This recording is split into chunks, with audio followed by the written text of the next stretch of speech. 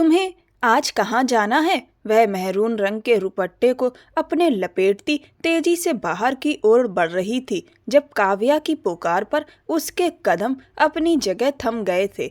School, उसने धीरे से जवाब दिया था। चेहरा छुपाते वह वापस से अपना रुख मोड़ते आगे की तरफ बढ़ी थी। आज मत जाओ। काव्या की आवाज बहुत अजीब सी थी। क्यों?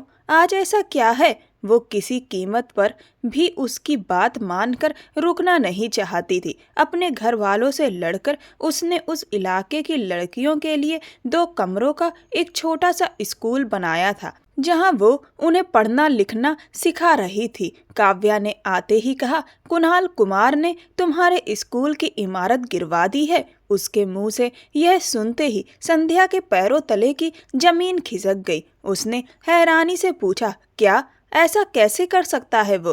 काव्या ने कंधे उचकाते हुए बड़े बेफिक्र लहजे में कहा, उनका इलाका है ये, कुछ भी कर सकते हैं वो। उन्होंने तुम्हें भी कहा था कि स्कूल उनके नाम से चलाओ, मगर तुमने साफ मना कर दिया। अगर तुम मना ना करती तो आज हम कहाँ से कहाँ पहुँच जाते। काव्या तंज भरी मुस्कान देते हुए मुंह फेर कर वहां से चली गई। संध्या ने गुस्से और बेबसी से उसे जाते हुए देखा। स्कूल गिरा दिए जाने की बात सुनकर उसका दिल टूट गया था। उसने अपने ही घर वालों से लड़कर उस स्कूल की नींव रखी थी ताकि उस इलाके की लड़कियां भी पढ़ सकें, जीवन में सफल हो सकें। लेकिन उसका ये सपना अधूरा रह गया। वो कुछ सोचे बिना ही तेज कदमों से बाहर निकल गई। अपने सर पर दुपट्टा कसकर ढकते हुए वो रेतले रास्तों पर चल पड़ी। स्कूल घर से 20 मिनट की दूरी पर था और वहां तक पहुंचना आसान नहीं था। रेत के टीलों में पैर धंसते चले जाते, लेकिन उसके हौसले कभी नहीं धंसे। वो जानती थी औरतों को आगे बढ़ाने के लिए उसे खुद सबसे पहले खड़ा होना पड़ेगा, मगर उसके इसी हौसले ने उसे उन लोगों की नज़र में चढ़ा दिया था जो इस इलाके के असली दबंग थे। वो लोग जो औरतों की इज्जत को खिलौना समझते थे। उन्हीं में से एक था कुणाल कुमार।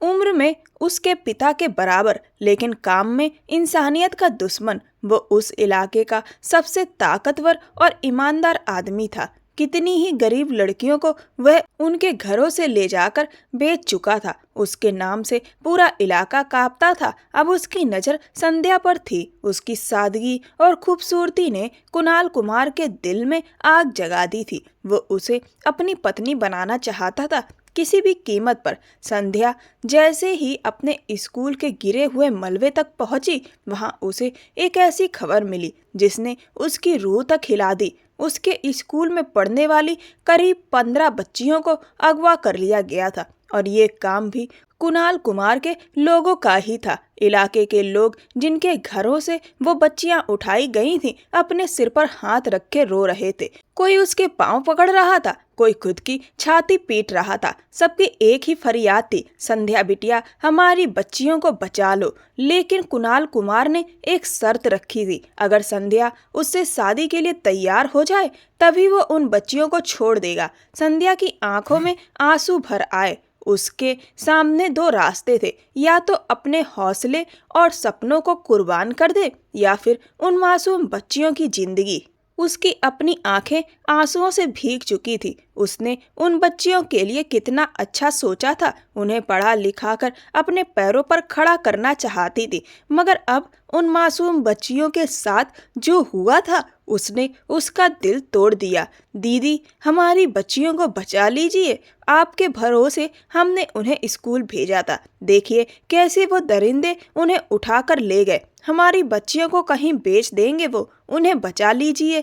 वहाँ खड़ी एक औरत उसके पैरों में गिर पड़ी, रोते हुए सिसकने लगी। संध्या का दिल 2 टुकड़ों में बट गया। उन बच्चियों की जिम्मेदारी उसने खुद उठाई थी, अब उन्हें सही सलामत उनके घर पहुंचाना भी उसी का कर्तव्य था। उसकी आंखों से आंसू थम नहीं रहे थे। उसका भाई किसी भी कीमत पर उसका साथ देने को तैयार नहीं था।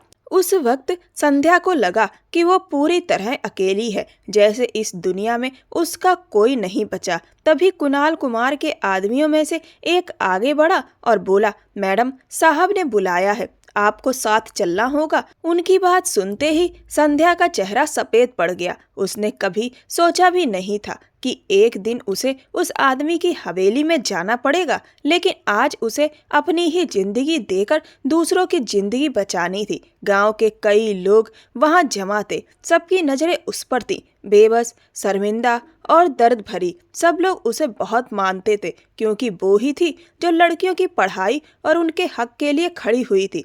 लेकिन अब वही लोग उसकी मजबूरी देखकर चुप थे। उसका भाई सबसे बड़ा गद्दार निकला। उसने गांव के सरपंचों और कुणाल कुमार के आदमियों से कहा, वो चाहे तो जबरदस्ती भी उसे ले जा सकते हैं, कम से कम अब तो कुछ फायदा ही होगा। बेकार में दुश्मनी क्यों मोल लें। वो अपनी बहन की इज्जत तक को सौदेबाजी का जरिया बना चुका था। संध्या को कुणाल कुमार की गाड़ी में बैठते हुए गांव के लोग सिर्फ देखते रह गए। किसी की आंखों में शर्म थी, किसी की लाचारी, मगर कोई आगे बढ़कर उसे रोकने की हिम्मत नहीं जुटा पाया। वो लड़की जो इस गांव की औरतों के हक के लिए खड़ी हुई थी, अब खुद अपने हक और अपनी जिंदगी को लुटाने जा रही थी। लेकिन उसने किसी से शिकायत नहीं की। बिना किसी शोर शराबे के वो शांत मन से अपने भाग्य को स्वीकार करते हुए चल पड़ी। कुणाल कुमार की हवेली में पहुंचते ही उसे अंदर ले जाया गया। उसने अपने आप को पूरी तरह दुपट्टे से ढका हुआ था। सिर्फ उसकी आंखें ही दिखाई दे रही थी और उन आंखों में भी एक अजीब सी रोशनी थी, डर और जज्बे का मिला जुला असर। वाह, क्या नसीब है हमारे। कुणाल कुमार की आवाज गूंजी तो उसके कदम वहीं थम गए। वो यहाँ आना नहीं चाहती थी, पर उन 15 बच्चियों की जान और इज्जत दांव पर थी, और यही बात उसने सीधे उस निर्दयी आदमी के सामने रख दी। मैं यहाँ अपने लिए नहीं, उन मासूम बच्चियों के लिए आई हूँ। अगर उनमें से किसी का भी बाल भी बाका हुआ तो मैं तुम्हें कभी माफ नहीं करूँगी। उन बच्चियों को छोड़ दो। कुणाल कुमार एक पल के लिए उसे घूरता रहा। सब आजाद कर दूंगा, उसने टांग पर टांग डालते हुए कहा था। तुमसे मेरी शादी होते ही सब कुछ ठीक हो जाएगा। संध्या घबराते हुए धमकी और साथ में भीख मांगने लगी। कृपया उन बच्चियों को छोड़ दीजिए। पर कुणाल ठहाके मार कर हंसा।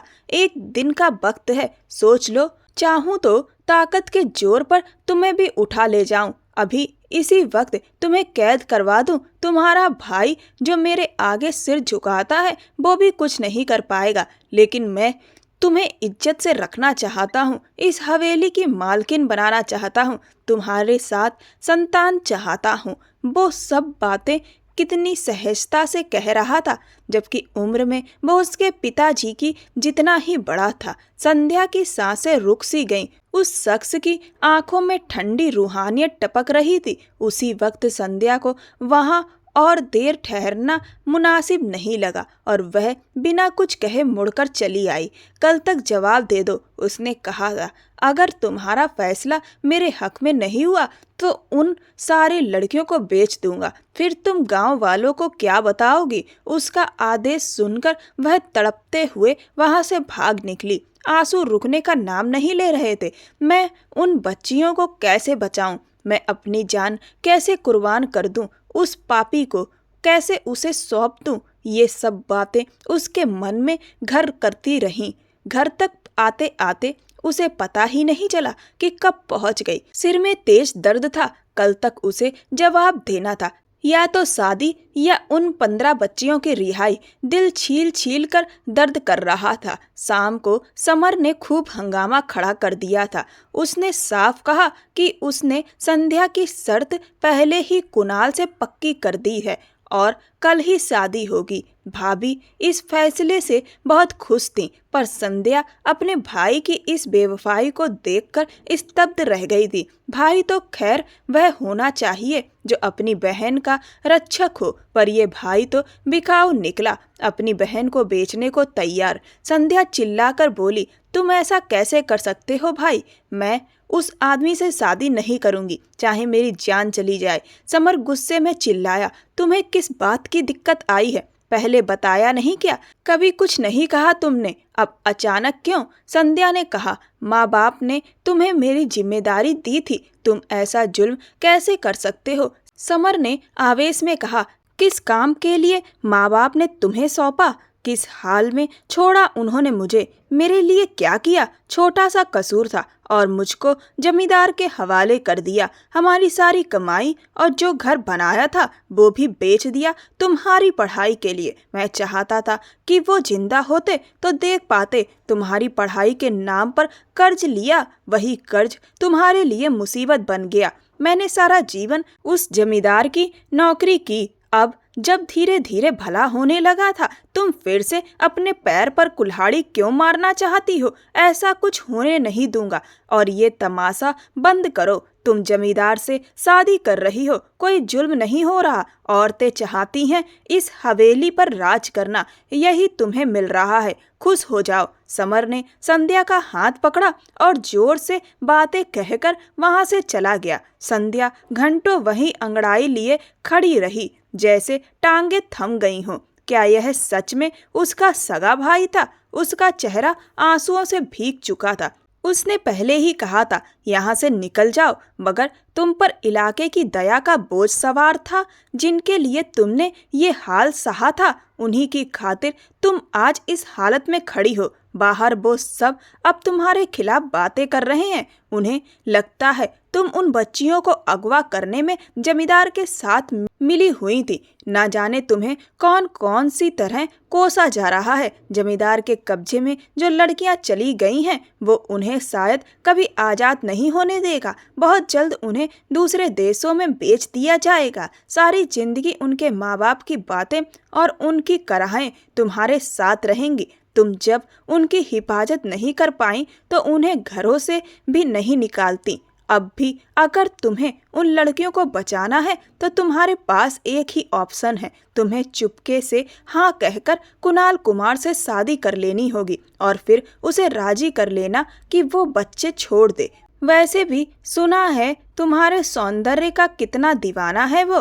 भाभी अब जहर उगल रही थी और संध्या बस चुपचाप सुनती जा रही थी। किस बात की फिक्र कर रही हो? मैं संभाल लूंगी, वो कहती। वो तुम्हारे पीछे नहीं आएगा, क्योंकि तुमने उसकी बात की लाज भी नहीं रखी थी। जब वो कहता रहा था कि ये स्कूल मत खोलो, तुम नहीं मानी। तुम्हारे ये हुस्न किसी को भी घायल कर सकता है। अगर आम से चेहरा होता तो शायद जमींदार के शौक से बच भी जाती, पर तुम खुद अपनी इस बर्बादी की वजह बनी हो। इसमें तुम्हारे भाई या किसी और का कोई कसूर नहीं है। काव्या ने ताने भरी निगाहों से देखा और निकल गई। उसकी बातें संध्या के दिल की आग को और भड़काने लगी। अमन बचपन का मंगेतर था और काव्या का छोटा भाई भी। वो बहुत चाहता था संध्या को। पढ़ाई के सिलसिले में वो दूसरे शहर में था। उसे यह खबर अभी तक नहीं मिली थी। जब तक ये खबर पहुंचती तब तक संध्या के पास कुछ बचा ना होता।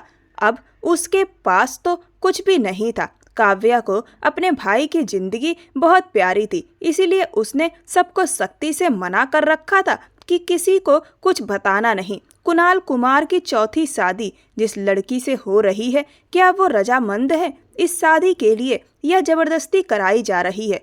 लबों में सिगरेट दबाए उसने प्रभास से पूछा, लड़की के घर वाले राजी हैं क्या? प्रभास बोला कि लड़की के घर वाले खास आदमी हैं, कुणाल कुमार के भरोसेमंद लोग। कुछ महीनों से लड़की लगातार मना कर रही थी, पर आज अचानक मान गई। वह स्कूल चला रही थी और उसी स्कूल की वजह से सारी बच्चियां अगवा कर ली गईं। इलाके के लोग कह रहे हैं कि संध्या भी जमींदार के साथ मिली हुई थी। कुछ तो ये भी कह रहे हैं कि बच्चियों को अगवा कराने में संध्या का भी पूरा हाथ था। उन्होंने अपने बच्चियों को संध्या के कहने पर घर से निकाला था और अब उसी के स्कूल में पढ़ने की वजह से उनकी बच्चियां उठा ली गईं। पहले तो गांव वालों की नज़रों में संध्या अच्छी थी, पर अब सबका कहना है कि संध्या कुणाल कुमार और समर के साथ मिली हुई थी। प्रभास ने उस इलाके में हो रही सारी बातें बता दी। संध्या जिसने इलाके की भलाई के लिए खुद को खतरे में डालकर स्कूल खोला था, अब वही लोग उसके खिलाफ बातें कर रहे थे। सबका यही तर्क था कि अगर वो वहां जाकर रजामंदी दे देगी तो बच्चों को छोड़ दिया जाएगा। मगर कुणाल कुमार ने अपनी चाल में कुछ और ही सोच रखा था, जिसके बाद लोग संध्या को भी कोसने लगे और आखिरकार उसने उन बच्चियों से हाथ उठा लिया था। उस इलाके में लड़कियों की पढ़ाई का विचार भी नहीं किया जाता था। अगर कोई लड़की वहां स्कूल खोलती है तो लोग समझते हैं कि वह जमींदार के साथ मिली हुई है। अगर मिली नहीं होती तो उसे एक दिन के लिए भी स्कूल नहीं चलाने दिया जाता। अमर की बात सुनते हुए प्रभास ने जोर से सिर हिलाया। जी सर, बिल्कुल ऐसा ही है। संध्या को बहुत समझदार और पढ़ी लिखी लड़की समझा जाता था। लोगों को आसानी से विश्वास हो गया कि वो उनके साथ भला करेगी, पर अब वो चालाक निकली। इससे पहले भी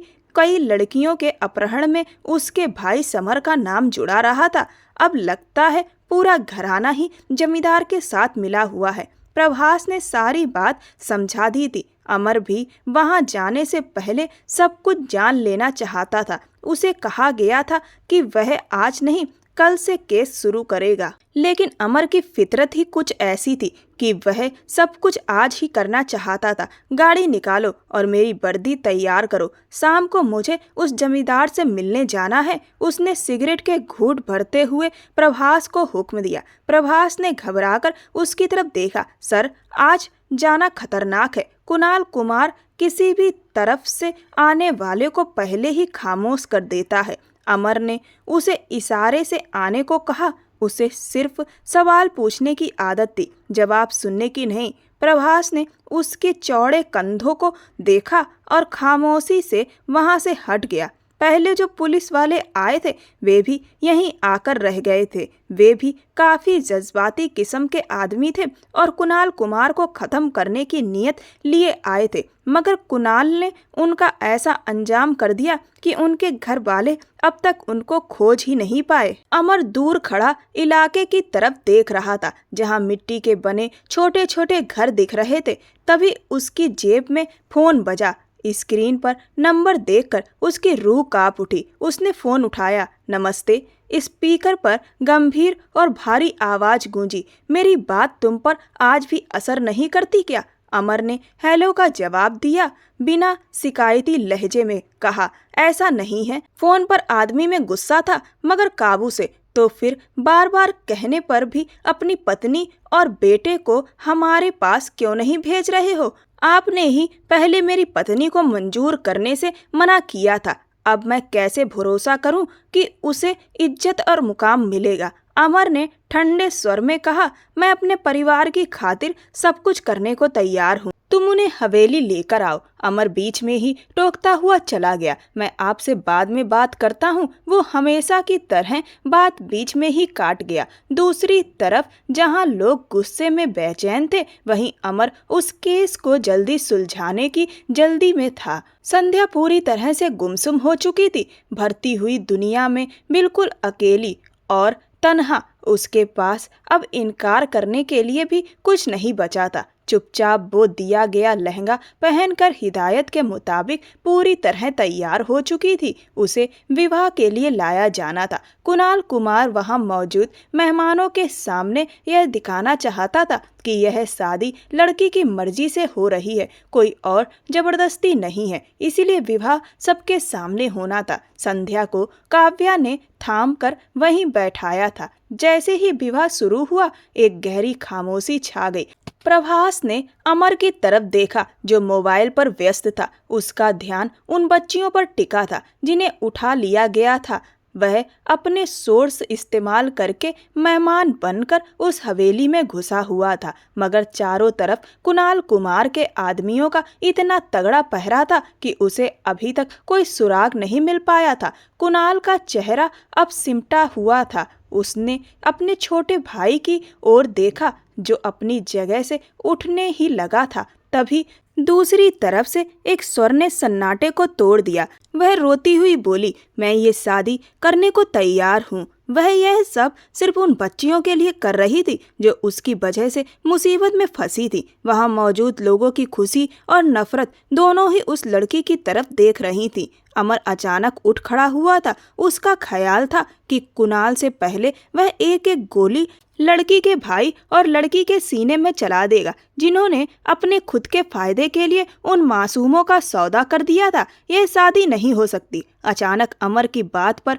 सब एकदम ठिठक गए। कौन था वह जो दबंग कुणाल कुमार से पंगा लेने जा रहा था? कौन हो तुम और हिम्मत कैसे हुई तुम्हारी कि तुम ये शादी रोक रहे हो? उस वक्त हर तरफ सत्ता छा गई थी।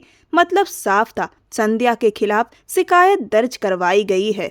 15 लड़कियों के अपहरण के जुर्म में इन्हें हमारे साथ थाने चलना होगा। अमर ने अपनी तरफ से सब पर बम गिरा दिया था। कौन है यह शख्स और अंदर कैसे आया? कुणाल कुमार ने अपने पास खड़े खास आदमी से पूछा तो उसने 1 मिनट में सामने खड़े एसपी के बारे में सारी बात बता दी थी। ऐसा कैसे हो सकता है? मेरी बहन पर इल्जाम है। समर हड़बड़ाकर बोला। यह तो अदालत ही तय करेगी। अभी हमें तो इन्हें गिरफ्तार करना है। नामुमकिन है। यह कुणाल कुमार की होने वाली पत्नी है। आप इन्हें कैसे ले जा सकते हो? इस बार कुणाल कुमार भी बीच में आया और कहा, आप कानून अपने हाथ में नहीं ले सकते। अगर ऐसे किया तो मजबूरन मुझे सख्ती करनी पड़ेगी। अमर ने इस बार ठोस अंदाज में कहा और महिला पुलिस को इशारा किया कि वह दूसरी तरफ जाए और मुजरिम को हथकड़ी पहनाकर बाहर लाए। संध्या ने परेशान होकर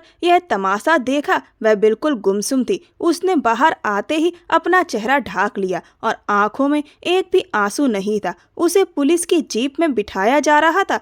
तुम सही काम नहीं कर रहे एसपी, तुम मुझे नहीं जानते, कुणाल कुमार ने गुस्से भरे लहजे में कहा। अमर ने कहर भरी नजर उस पर डाल दी। बेहतर होगा रास्ते से हट जाओ, वरना इस लड़की के साथ तुम्हें भी हथकड़ी पहनवानी पड़ेगी और उम्मीद है वो वक्त जल्दी ना आए, वरना एसपी के शिकंजे से तुम बच नहीं पाओगे। अमर ने मुट्ठी बनाकर उसकी तरफ वार्निंग दी और वहां से चला गया। संध्या को जेल में बंद कर दिया गया। अभी तक एक भी सवाल उससे नहीं पूछा गया था। शाम तक जब वह आया तो वह जेल में बंद मिली। एक तरफ वह शुक्रगुजार थी कि कुणाल कुमार से उसकी जान बच गई, वरना शादी हो गई होती तो वह क्या करती। पर दूसरी तरफ इतनी मुसीबत कि लोगों ने मान लिया था कि उन लड़कियों के अपहरण में उसका हाथ है। यह बात वह बर्दाश्त नहीं कर पा रही थी। जेल से निकालकर उसे एक डार्क रूम में ले जाया गया। वहां एक कुर्सी पर बिठाकर उसे अजीब सा डर सताने लगा। सिर्फ एक पीला बल्ब रोशनी कर रहा था, जिसकी रोशनी केवल उसी तक जा रही थी। बोलो, लड़कियां कहाँ हैं? पहला सवाल किया। संध्या की सांसें तेज हो गईं। सामने खड़ा शख्स उसे अपराधी मान चुका था। बोलो, वो कड़क लहजे में बोला तो उसी पल संध्या सहम कर जरा सी पीछे हटी। मुझे नहीं मालूम। तुम्हें नहीं मालूम तो किसे मालूम है? स्कूल की आड़ में तुम और तुम्हारा भाई जो यह लड़कियों को बेचने का धंधा कर रहे हो, क्या लगता है बच जाओगे तुम दोनों? आज तुम जेल की सलाखों के पीछे हो, कल वो होगा। तुम्हारी भलाई इसी में है कि सच सच बता दो, कहाँ छुपा कर रखी हैं लड़कियां?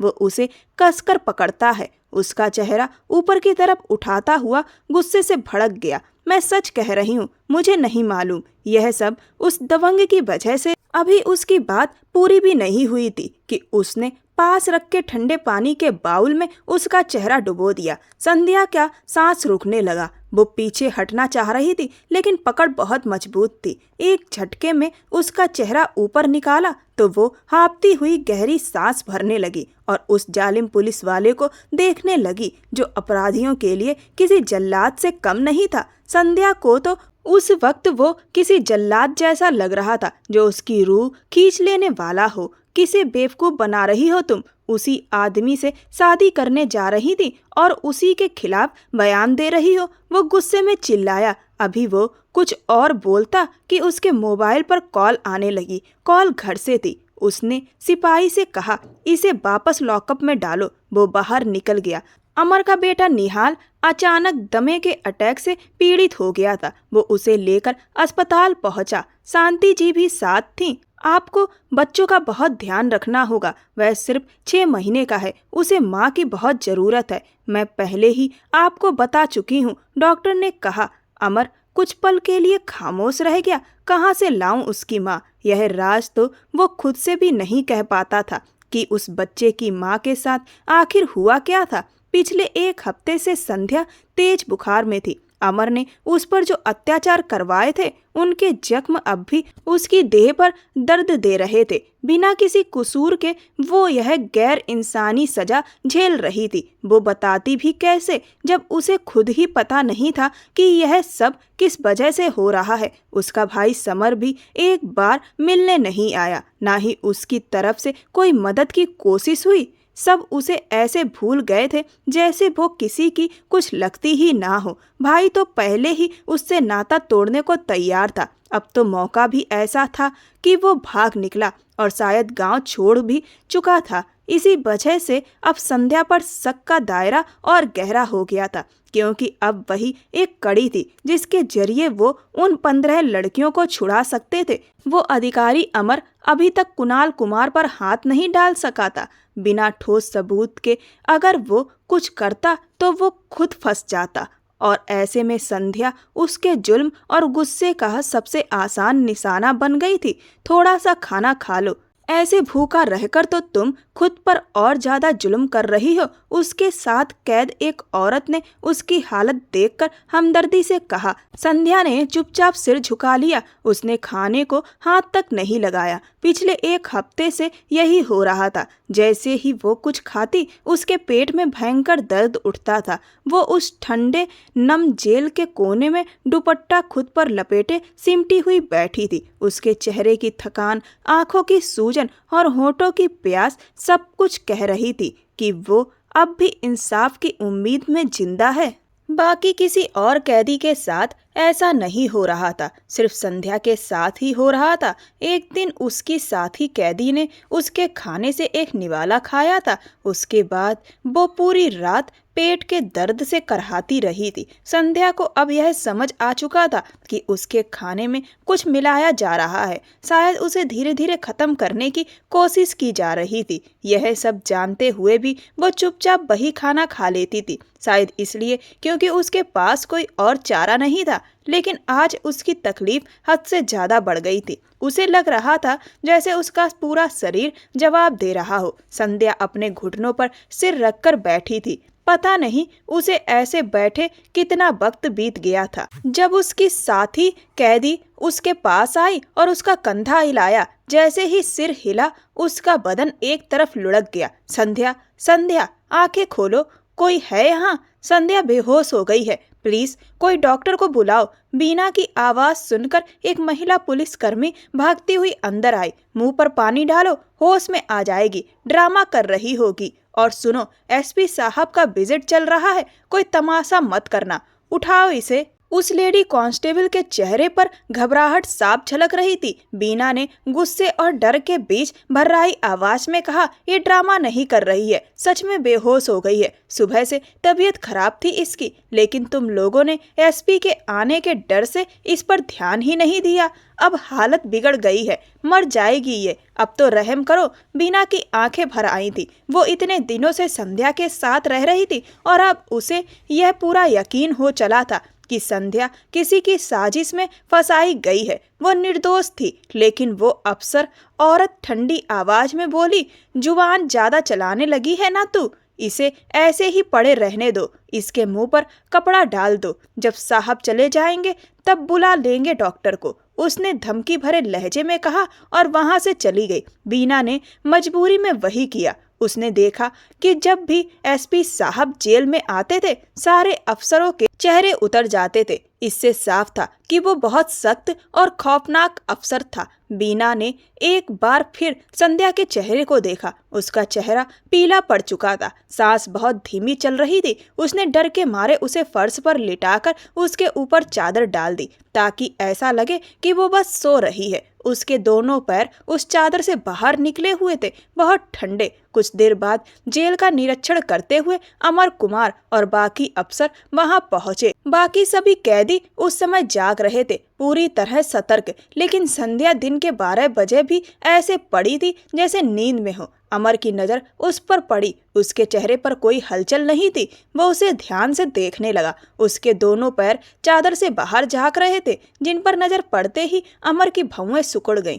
बाकी पुलिस कर्मी भी उसी दिशा में देखने लगे थे। जेल की हवा उस पर ठहर सी गई थी, जैसे हर कोई समझ गया हो कि कुछ बहुत गंभीर होने वाला है। यह लड़की हमेशा कुछ न कुछ ऐसा कर बैठती थी कि और भी बेचारी लगने लगती थी। उसके पास रखा खाना वैसे का वैसा अनछुआ पड़ा था। अमर ने उस पर एक तेज सख्त नजर डाली और बिना कुछ कहे वहां से मुड़ गया। बीना को उस पर तरस आ गया था। वो अपनी आंखों के सामने किसी को ऐसे तड़पते हुए मरते नहीं देख सकती थी। वो भी संध्या की तरह एक ऐसे जुर्म में यहाँ लाई गई थी जो उसने किया ही नहीं था। जब अमर जाने लगा, बीना ने हिम्मत करके आवाज लगाई, सर, इसकी तबीयत कल रात से बहुत खराब है। मैंने बार बार सबको बताया, मगर कोई ध्यान नहीं दे रहा। ये बेहोश है, लेकिन इन्होंने आपसे छुपाने के लिए ऐसे दिखाया जैसे ये बस सो रही हो। उसकी बात सुनकर वहां मौजूद सबके चेहरों का रंग उड़ गया। अमर ने ठंडी लेकिन पैनी नजर से सबको देखा। उसी वक्त लेडी कांस्टेबल ने बीना को घूरते हुए कहा, सर, ये झूठ बोल रही है। ये लड़की कुछ देर पहले तक बिल्कुल ठीक थी, बस यहाँ से निकलने के लिए बहाने बना रही है। बाकी पुलिस वाले भी जल्दी से सफाई देने लगे। अमर बिना कुछ बोले जेल के अंदर गया। उसने धीरे से संध्या के चेहरे से चादर हटाई। वो पूरी तरह निडाल बेजान सी पड़ी थी। उसके चेहरे का पीलापन उसकी हालत का सबूत दे रहा था। नाक में पहनी छोटी सी नथनी उसके पीले चेहरे पर एक अजीब सा दर्द भरा सौंदर्य लिए हुए थी। अमर ने उसके चेहरे पर पानी छीटा और नब्ज टटोली। वो बिल्कुल बेहोश थी। अमर की आंखों में कुछ पल के लिए एक अलग सा भाव आया, गुस्से, पछतावे और हैरानी का मिला जुला एहसास। उसने सब पर सख्त निगाह डालते हुए सोचा, इन सब से बाद में निपटूंगा। वो झुका और बिना किसी झिझक के संध्या को उठा लिया। जेल की फर्श पर फैली धूल और गंदगी अब अमर की वर्दी पर चिपक चुकी थी, लेकिन उसे परवाह नहीं थी। जेल का माहौल थम गया था। किसी को उम्मीद नहीं थी कि वही अमर कुमार जो अब तक उस लड़की पर जुल्म करता आया था, अब उसी को उठाकर अस्पताल की तरफ भागेगा। हमने उनका पेट साफ कर दिया है, डॉक्टर ने कहा। अगर थोड़ी देर और हो जाती तो जहर पूरे शरीर में फैल जाता। वो बच गई है, लेकिन हालत अभी नाजुक है। अमर ने राहत की सांस ली, लेकिन चेहरा गंभीर था। वो उस केस को अधूरा नहीं छोड़ सकता था, क्योंकि अगर संध्या मर जाती तो कुणाल कुमार जैसे लोग जो औरतों और बच्चों की तस्करी में शामिल थे, हमेशा के लिए बच निकलते। संध्या को अभी तक होश नहीं आया था। अमर अस्पताल के कॉरिडोर में खड़ा था। उसने वहां मौजूद 2 महिला पुलिस कर्मियों से बात की और उन्हें निगरानी पर तैनात कर दिया। तभी उसका फोन बजा। दूसरी तरफ अजय कुमार थे, जिनकी आवाज में गुस्सा साफ छलक रहा था। तुम अभी तक पहुंचे क्यों नहीं? क्या वो लड़की तुम्हें हमसे पूरी तरह छीन लेना चाहती है? अमर ने शांत लेकिन भारी लहजे में कहा। कुछ जरूरी काम अटक गया था सर, अभी निकल रहा हूँ। अजय कुमार ने फोन काट दिया। अमर कुछ पल के लिए वहीं खड़ा रहा। उसके चेहरे पर वही सख्ती थी, लेकिन दिल में पहली बार एक बेचैनी उतर आई थी। वो लड़की जिसे वो मुजरिम मानता था, शायद सच में बेगुनाह थी। केस की वजह से नहीं पहुंच सका था। शाम तक आ जाऊंगा, अमर ने फोन पर ठंडे लेकिन संभले हुए लहजे में कहा था। दूसरी तरफ उसके पिता की आवाज गुस्से में थरथरा रही थी। आज तुम्हारी बहन की शादी की बात पक्की होनी थी, मगर तुम्हें उस एक लड़की के चक्कर ने ऐसा दीवाना बना दिया है कि अब तुम्हें अपने ही खून के रिश्ते नजर नहीं आते। अमर ने गहरी सांस ली, फिर बामुश्किल खुद को काबू में रखते हुए बोला, आप मेरी पत्नी के बारे में ऐसी राय रखते हैं और फिर चाहते हैं कि मैं उसे सबके बीच लेकर आऊं ताकि आप अपने शब्दों से उसे अपमानित करें। मैं ऐसा नहीं कर सकता, अजय कुमार ने सख्त लहजे में कहा। हम अपने पोते की खातिर मजबूर हैं। हमारा खून, हमारी नस्ल का वारिस, हमें उसकी परवरिश चाहिए, वो भी अपने हाथों से। इसी वजह से हम उस लड़की को स्वीकारने को तैयार हुए थे, वरना उनकी बात अधूरी रह गई। गुस्से में उनके लहजे से अपनापन पूरी तरह गायब हो गया था। अमर ने धीरे से कहा, मेरी पत्नी ऐसे रवैये की आदी नहीं है। अगर वहाँ उसके लिए जगह नहीं है तो मेरे बेटे के लिए भी नहीं है। मुझे लगा था आपने उसे स्वीकार कर लिया है, लेकिन अब लग रहा है कि मैं गलत था। वो ये कहकर बाहर निकल आया, सिगरेट सुलगाई और एक गहरा कस खींचा। धुएं के साथ उसका गुस्सा और कलेजा दोनों जल रहे थे। फोन पर दूसरी तरफ से आवाज आई, तुम हमें ब्लैकमेल कर रहे हो अमर, शाम को मुलाकात होगी। अमर ने शांत स्वर में जवाब दिया, बाकी बातें वहीं होंगी। उसी वक्त उसके फोन पर दूसरी कॉल आई। वो उसकी माँ का फोन था। बेटा जल्दी घर आजा, बच्चे को देखना है, उन्होंने कहा। अमर ने सिर्फ ठीक है कहा और कॉल काट दी। वो अब एक बड़ा फैसला लेना चाहता था। वो निहाल को अपने पुश्तैनी घर ले जाना चाहता था ताकि वो अकेला ना रहे, परिवार के बीच बड़ा हो। लेकिन अब उसे अपने लिए एक ऐसी पत्नी भी चाहिए थी जो उस बच्चे की माँ बन सके। सर, संध्या को होश आ गया है। नर्स के शब्द सुनकर अमर चौंक गया। एक रात गुजर चुकी थी और आखिरकार संध्या को होश आ गया था। अमर तेजी से वार्ड की तरफ बढ़ा।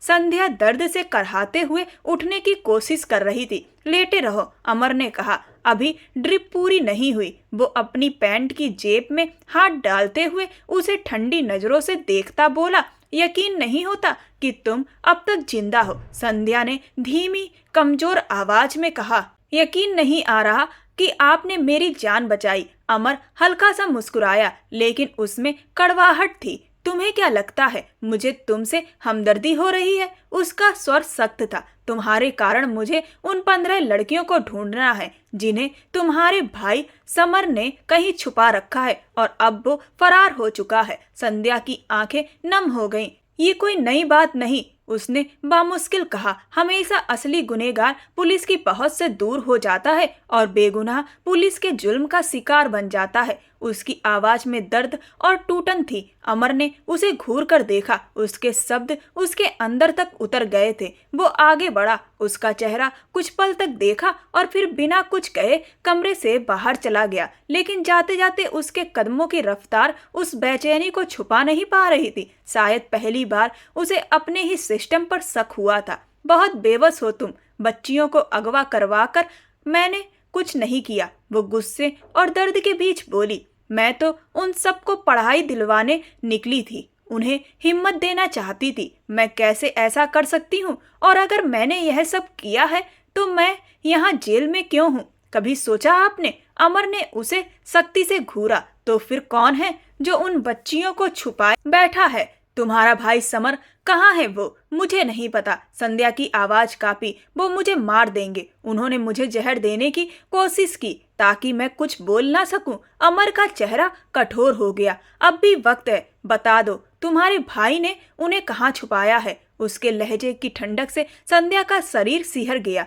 अब उसे यकीन हो गया था कि अमर जो कह रहा था वो सच था। कोई सच में उसे खत्म करना चाहता था। उसकी आंखों में डर और आंखों के कोनों में आंसू आ गए। कृपया मुझे बचा लीजिए अमर जी, मेरा इस मामले से कोई लेना देना नहीं है। जो कुछ हुआ मेरे भाई समर और उसके साथी कुणाल ने किया। अमर ने आंखें तरेरी। और वो शादी जो तुम अपनी मर्जी से कर रही थी? मर्जी से नहीं, संध्या हाँफते हुए बोली। मुझे मजबूर किया गया था। उन बच्चियों की रिहाई के बदले में वो मुझसे शादी करना चाहता था। अगर शादी हो जाती तो शायद वो बच्चियां आज आजाद होती। अमर ने अविश्वास से सिर हिलाया। और तुम्हें लगता है कि शादी के बाद वो तुम्हारी बात मान लेता? ये कोई आज की बात नहीं है, ये सालों से चल रहा गंदा खेल है।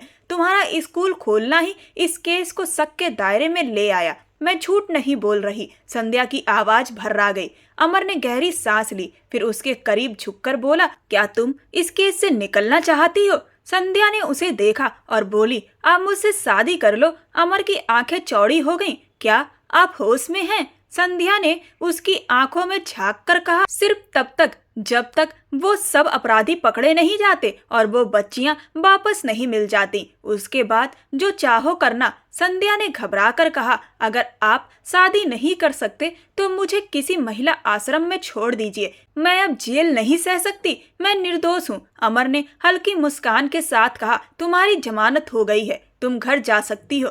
वो हैरान होकर बोली, कौन से घर? मेरा कोई घर नहीं है। मेरा भाई मुझे बेच देगा अगर मैं वहां गई तो। वो चीखने लगी तो अमर ने जल्दी से उसके मुंह पर हाथ रख दिया। ठीक है, शांत रहो, मैं शादी करूंगा तुमसे। संध्या ने अविश्वास से उसे देखा। अमर ने ठंडे लहजे में कहा, ये रिश्ता कब तक रहेगा? ये मैं तय करूंगा, समझी? असल में अमर को इस वक्त एक ऐसी औरत की जरूरत थी जो उसके बेटे निहाल के लिए मां बन सके, और संध्या खुद उसके सामने तैयार खड़ी थी। उसने उसकी जमानत भी खुद ही करवाई थी, क्योंकि उसे पता चल चुका था कि जेल में कोई उसे मारने की कोशिश कर रहा था। वो जल्द ही यह जानने वाला था कि इसके पीछे कौन है, लेकिन फिलहाल संध्या को सुरक्षित रखना जरूरी था और बिना शादी के वो उसे अपने घर नहीं रख सकता था।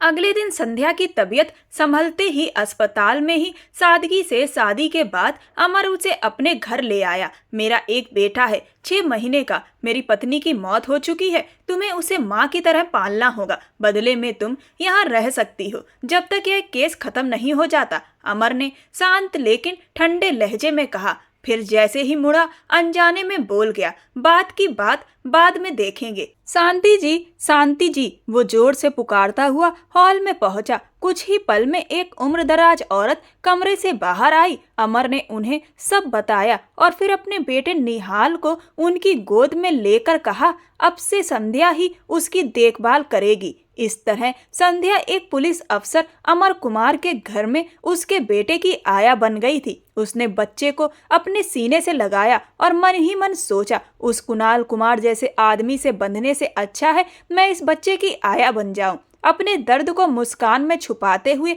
उसने बच्चे को प्यार से झुलाया। अमर ऊपर सीढ़ियां चढ़ते हुए फोन पर किसी से बात करने लगा, लेकिन अचानक रुक गया। मेरे बेटे के साथ किसी भी तरह की लापरवाही बर्दाश्त नहीं करूंगा। नजर है मेरी तुम पर, याद रखना। वह उसे चेतावनी देता अपने कमरे की ओर बढ़ गया। वहीं शांति जी ने संध्या को निहाल के बारे में सब कुछ बताया। वो अपना सब कुछ भूलकर उस छोटे से बच्चे में खो गई। जब शांति जी ने बताया कि निहाल को दमे की बीमारी है तो संध्या की आंखें भर आईं। उसे उस छोटे से मासूम के लिए बहुत दुख हुआ।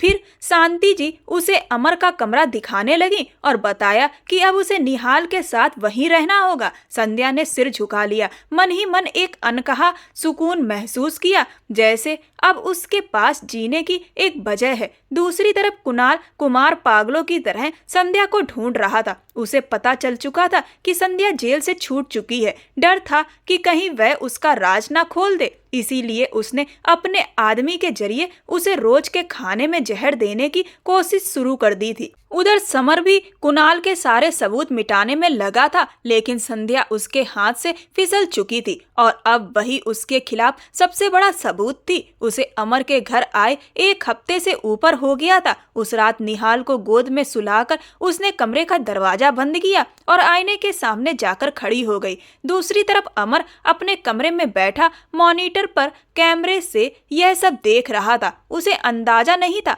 कि संध्या क्या करने वाली है। वो शक में आ गया था। उसने हल्की सी झुलझुलाहट से माथे पर हाथ फेरा और स्क्रीन पर नजर टिकाए रखी। उसी वक्त उसके दूसरे फोन पर कॉल आया। जी, अमर कुमार बोल रहा हूँ। आपकी जमीनों वाले केस पर काम चल रहा है। आज रात तक सब लोग पकड़ लिए जाएंगे। लेकिन बात करते करते अमर का ध्यान स्क्रीन पर गया और अगले ही पल उसका चेहरा तमतमा गया। उसकी कनपटियां गर्म हो गईं। संध्या अपनी कमर पर क्रीम लगाने की कोशिश कर रही थी, लेकिन हाथ पीछे तक नहीं पहुंच पा रहा था। उसके घाव अब भी भरे नहीं थे।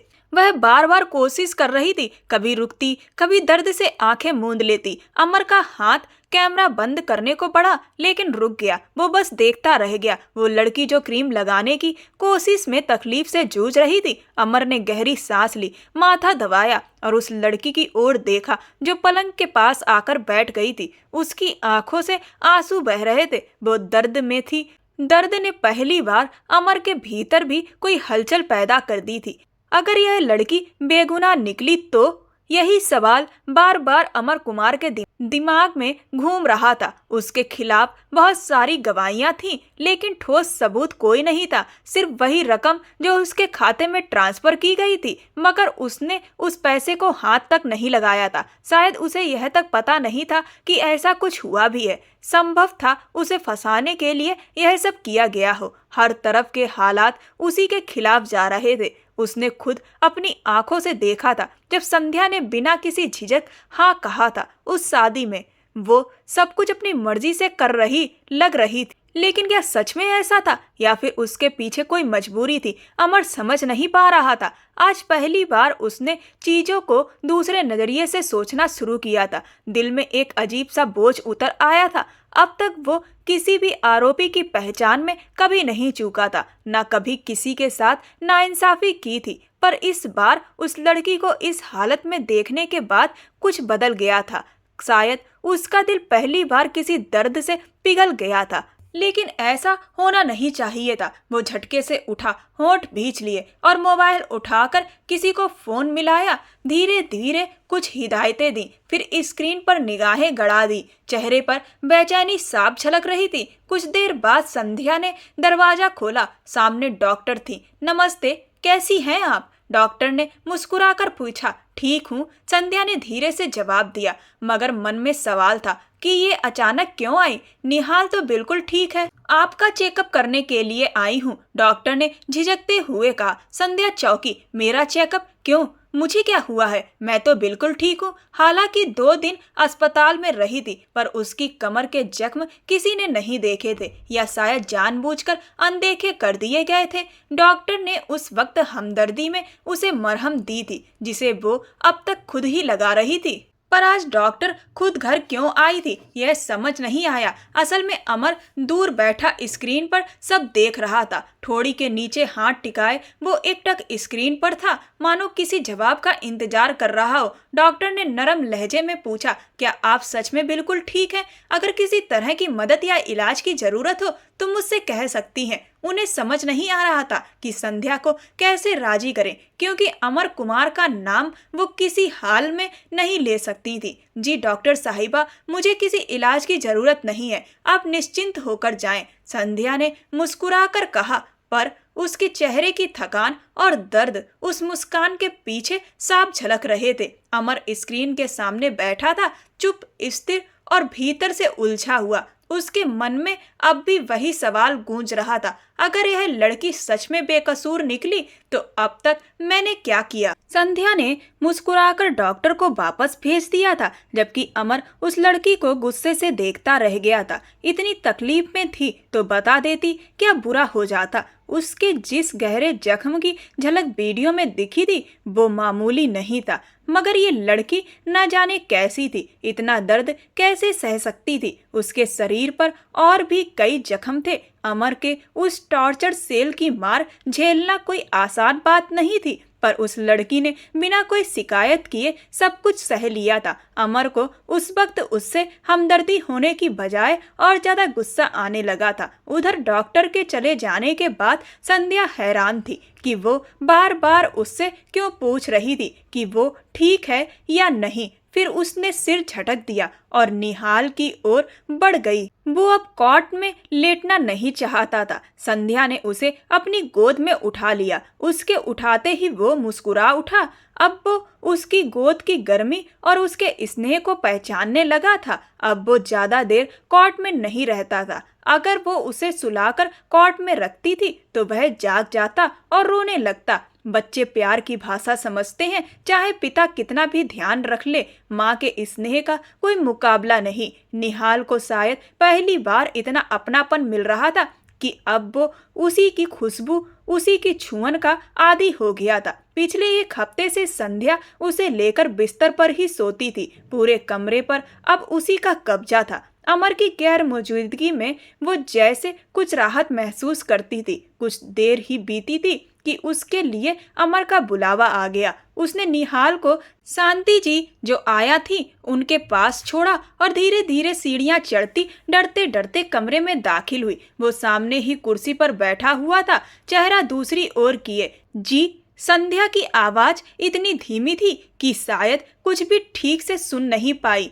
सामने बैठे अमर ने तो क्या ही सुना होगा। दरवाजा बंद करके आओ, उसने बिना पलटे कहा। क्यों? संध्या के स्वर में झिझक थी। तुम्हें हर बात पर बहस करने की आदत क्यों है? एक बात में बात समझ क्यों नहीं आती? अमर अब पलट चुका था। उसकी आवाज भारी और सख्त थी। दरवाजा बंद किए बिना भी बात हो सकती है। हमारे बीच ऐसा रिश्ता नहीं है कि प्राइवेसी की जरूरत पड़े। एसपी साहब, संध्या कांपते हुए बोली, लेकिन उसकी आंखों में हिम्मत थी। वो अब तक कई मुश्किलों से अकेले लड़ी थी, इस आदमी के सामने भी डट सकती थी। उसकी बात सुनकर अमर के चेहरे के भाव बदल गए। ये लड़की खुद को क्या समझती है? उसके होठों पर हल्की तंज भरी मुस्कान आई। तुम्हें अपने बारे में कुछ ज्यादा ही गलतफहमी है शायद, उसने सिगरेट जलाते हुए कहा। उसके लहजे ने संध्या का चेहरा तमतमा दिया। ये आदमी हमेशा ऐसे ही आधे शब्दों में उसकी बेइज्जती कर जाता है। आज उसे भी बहुत गुस्सा आ रहा था। आखिर ये खुद को समझता क्या था? इतना अहंकार किस बात का? क्योंकि मुझे लगता है आप सब मर्द एक जैसे होते हैं। औरत को कमजोर समझकर जब चाहा उसे डांट कर धमका कर अपनी मनमानी कर ली। आपके विभाग में भी तो यही होता है ना? आप भी उन्हीं जैसे होंगे। संध्या के मुंह से बात यूं ही निकल गई। अमर ने उसकी बात को बहुत संयम से सुना। बस एक दरवाजा बंद न करने पर ऐसे इल्जाम। वो जानता था इस लड़की के दिल में उसके लिए जहर भरा हुआ है, जो वक्त वक्त पर बाहर आएगा। लेकिन फिर भी वो उसके काम से प्रभावित था, जिस तरह उसने निहाल को संभाल लिया था। अमर की एक बड़ी चिंता खत्म हो गई थी। वो सोचने लगा, ये लड़की अगर चाहे तो उसके साथ चल सकती है। आपने शादीशुदा होते हुए भी मुझसे शादी की, तो आप भी बाकी मर्दों जैसे ही निकले। संध्या की ये बात उसके सीने में तीर बनकर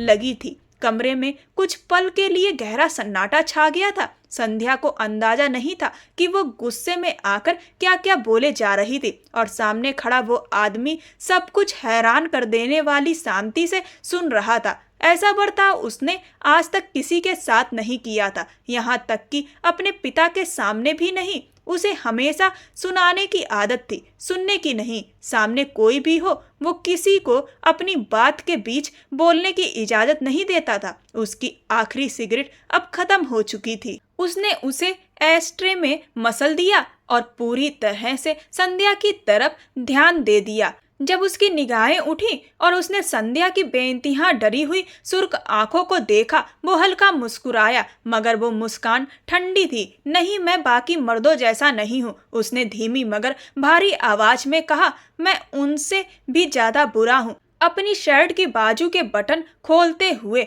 वो उसी लहजे में बोला, मुझे बहुत गुस्सा आता है, इतना कि मैं नहीं देखता मेरे सामने कौन है। अगर मुझे रोका ना जाए तो मैं सामने वाले की जान भी ले सकता हूँ। मेरा गुस्सा बहुत खतरनाक है। अगर तुम्हें मेरे साथ रहना है तो मेरे स्वभाव को जितनी जल्दी समझ जाओगी, तुम्हारे लिए उतना अच्छा होगा। वो धीरे धीरे उसकी ओर बढ़ रहा था। उसकी बातों से ही संध्या के हाथ पैर कांपने लगे थे। उसका दिल इतनी तेजी से धड़क रहा था कि उसे अपनी धड़कनें कानों में सुनाई दे रही थीं। वो दोनों बाजू ऊपर चढ़ा चुका था। संध्या पीछे हटती चली गई और दरवाजे तक पहुंच गई। दरवाजा खुला हुआ था। ये मेरा घर है, अमर की आवाज गूंजी। यहाँ मुझे कुछ भी करने के लिए दरवाजा बंद करने की जरूरत नहीं है। ये तीसरी मंजिल है और मेरी इजाजत के बिना यहाँ कोई नहीं आता। वो उसकी आंखों में सीधा झांक रहा था। संध्या का गला सूखने लगा था। निहाल, कहीं वो जाग ना जाए। मैं उसे देख वो घबराई हुई पलट कर जाने लगी थी कि तभी उसे अपनी गर्दन पर एक खिंचाव महसूस हुआ। उसका दुपट्टा अमर के हाथ में था। तुम ये जाने बिना कि मैं कैसा इंसान हूँ यहाँ से बाहर नहीं जा सकती। संध्या ने डर के मारे झट से दुपट्टा गर्दन से निकाल लिया। उसकी पकड़ से साफ था कि वो बेहद गुस्से में है, और कुछ ही पल पहले कही उसकी बातें याद करके संध्या के रोंगटे खड़े हो गए। वो जानती थी अगर अब उसने कुछ गलत कहा तो उसका अंजाम बुरा हो सकता है। क्या चाहते हैं आप? क्या मसला है आपके साथ? संध्या की आवाज कांप रही थी। मैं अपने शब्द वापस लेती हूँ। आप बाकी मर्दों जैसे नहीं हैं।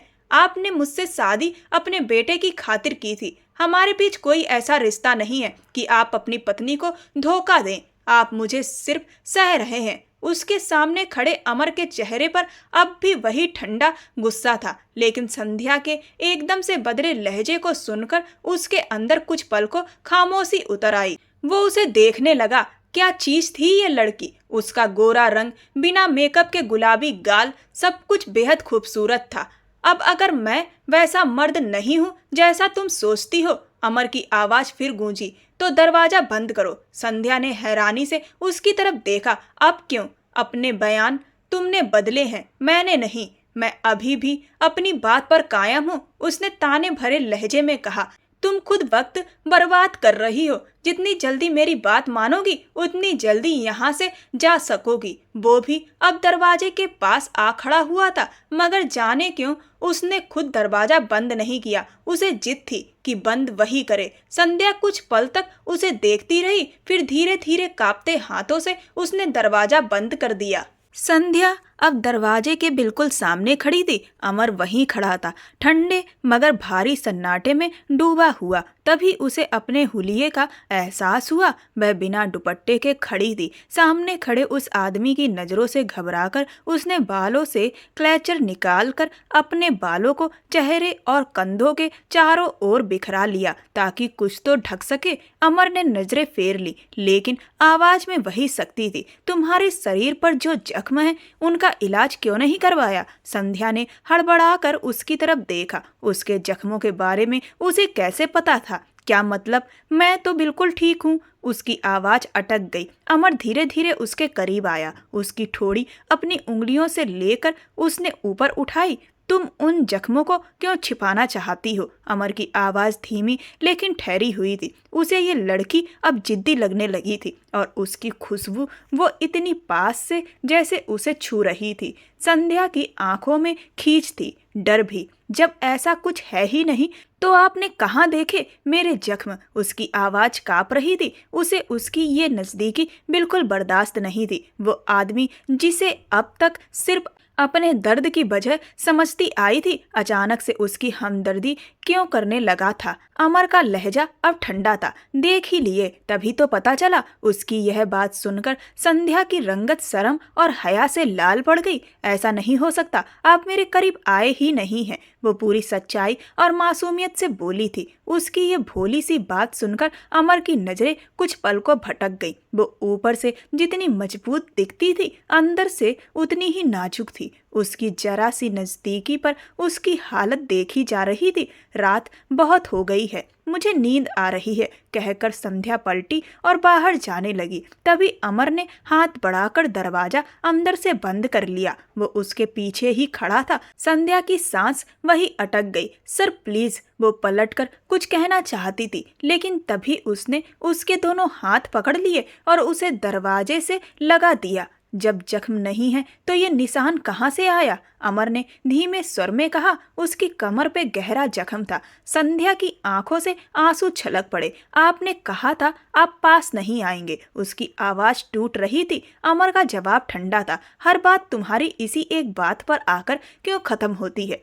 क्या तुम मुझे उकसाना चाहती हो? ऐसी बातें करके क्या चाहती हो? मैं तुम्हारे करीब आऊं? वो झुककर उसके कान के पास आया। उसकी आवाज फुसफुसाहट में बदल गई। कह दो अगर यही चाहती हो। संध्या बुरी तरह सहम गई। उसकी सांस जैसे रुक गई थी। वो बोल भी नहीं पा रही थी। कुछ पल बाद उसे कुछ महसूस हुआ। अमर उसके जख्म पर क्रीम लगा रहा था। उसने एक एक जख्म पर बारी बारी मरहम लगाया और फिर हल्के हाथों से पट्टी बांध दी ताकि दवा फैले नहीं।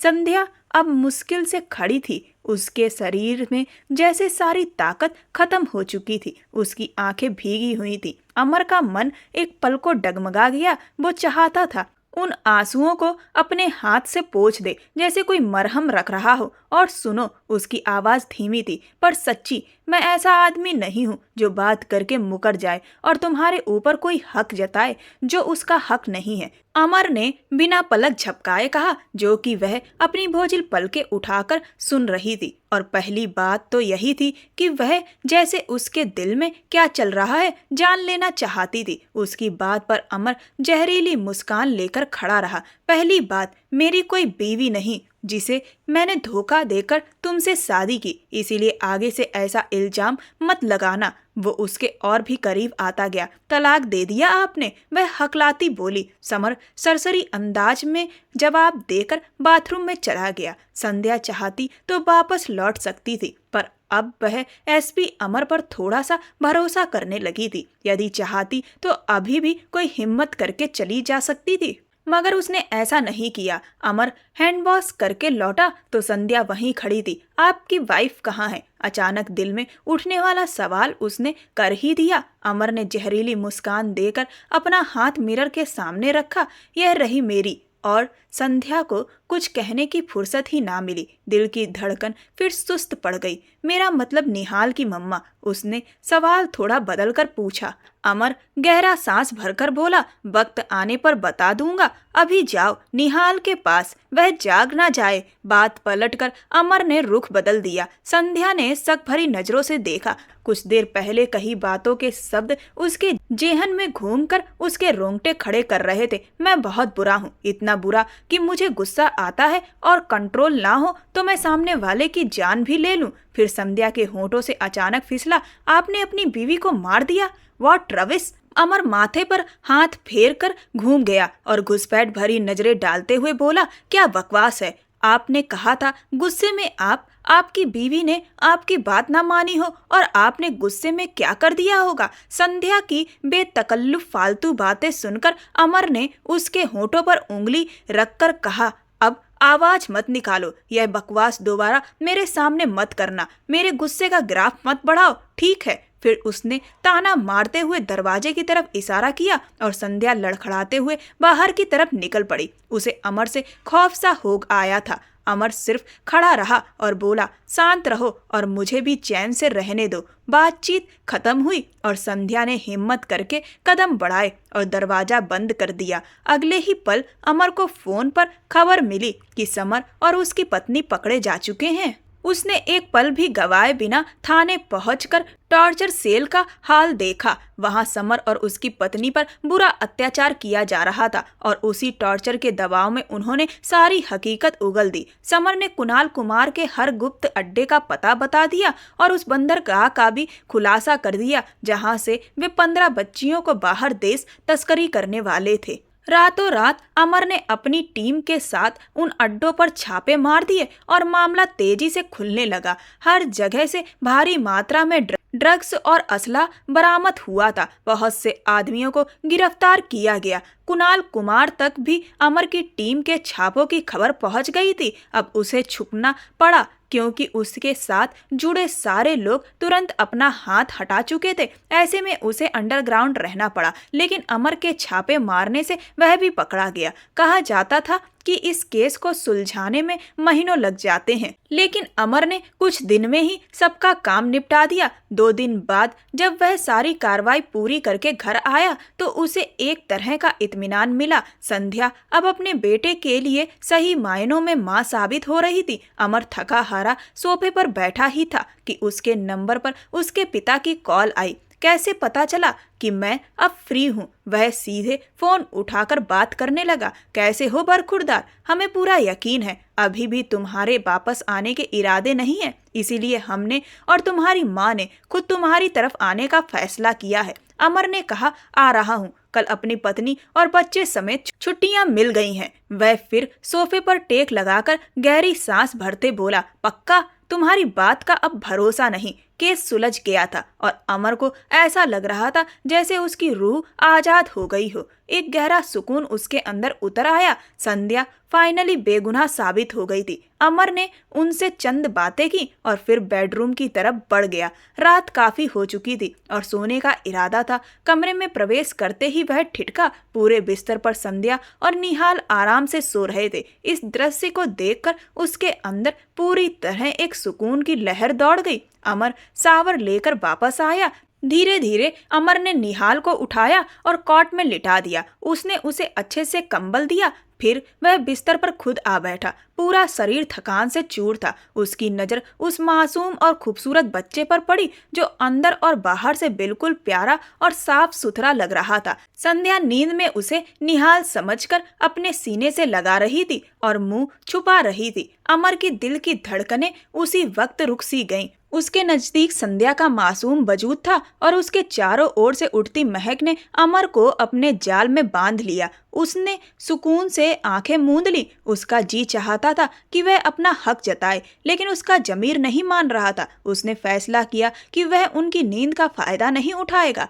अगली सुबह गाड़ी पूरी स्पीड में सड़क पर दौड़ रही थी। संध्या ने गोद में बैठे निहाल के गाल पर प्यार किया। ड्राइविंग करते हुए अमर के चेहरे पर धीरे धीरे मुस्कान उभर आई। संध्या, अब कोई गड़बड़ मत करना। मैंने तुम्हें सब कुछ बता दिया है। तुम पर भरोसा करता हूँ। अब तुम्हें मेरे भरोसे का मान रखना है। जब भरोसा नहीं था तो ना बताती सच्चाई। अब अगर कर लिया है तो उसे कायम भी रखना होगा, पूरे विश्वास से बोली थी। अमर ने उसे समर और काव्या के मिलने से लेकर उन बच्चियों के वापस मिलने और कुणाल कुमार के गिरफ्तार होने तक की सारी बात संक्षेप में बता दी थी। मुझे सबसे ज्यादा खुशी उन बच्चियों के वापस आने से हुई, वो बोली। वो सचमुच उन सबके लिए खुश थी और अमर का शुक्रिया भी अदा कर चुकी थी। उसने एक ईमानदार पुलिस ऑफिसर की तरह अपना फर्ज निभाया और अब उसके साथ जुड़े रिश्ते को भी निभाने की कोशिश कर रहा था। भरोसा है तभी बताया है ना, लेकिन जुबान है ना जो फिसल सकती है, और अगर ये कभी फिसली तो मेरे गुस्से से वाकिफ हो तुम। वो आंखें छोटी करके उसे देखता बोला। ओह, मैं डर गई। एसपी साहब मजाकिया लहजे में डरने का अभिनय करती वो बहुत प्यारी लग रही थी। अब वो निहाल को गोद में खिलाते हुए उसकी तरफ देखने लगी। बेफिक्र रहें, ये राज कब्र तक मेरे साथ जाएगा, वो भरोसे से बोली। निहाल अमर का सगा बेटा नहीं था, वो उसके दोस्त बिमल का बेटा था। बिमल भी पुलिस ऑफिसर था। उसने दोस्ती का फर्ज निभाते हुए अमर की खातिर गोली खाई थी और बच ना सका।